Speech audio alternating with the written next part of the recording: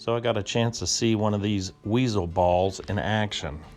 I'd seen them before, but I never actually held one in my hand. Without turning the motor on, I figured I'd just give it a toss and see what it would do that way. The first toss wasn't that dynamic, so I just figured I'd keep playing with it. Now it's got batteries in it, but I'm gonna have to figure out how to turn it on because the on-off switch isn't right on the outside. All right, enough tossing this thing around. Let's see how in the world we turn this thing on. Okay, if I can get the ball off, you flip it on or off this way. It's still not real clear. I'll flip this lever until the battery's covered. A switch would be a little more intuitive, but we got it turned on.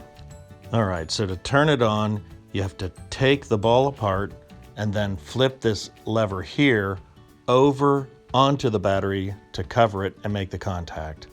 Once the battery's covered, it'll start to move, and this weight is what's going to move the ball on the ground. Then, in theory, the weasel is just going to go crazy and spastic all over the place. I guess maybe a cat would think this is something like a mouse and go after it. Well, my initial reaction to this is it's not that realistic or exciting. It's just kind of going around in a loop. I guess I was kind of hoping it would be more interactive with the ball and kind of go around it and look alive a little more. So I'll give it a toss to see if I can get a little more action out of it.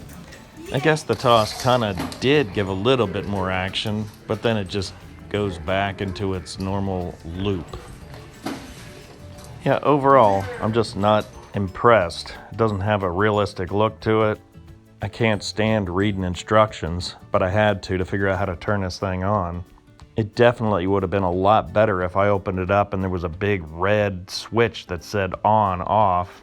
I don't know, maybe if the weasel was a little bit lighter, it would jump around a little more, I'm not sure. Maybe if you put some catnip on it, but I just don't like the way it just goes around in a circle.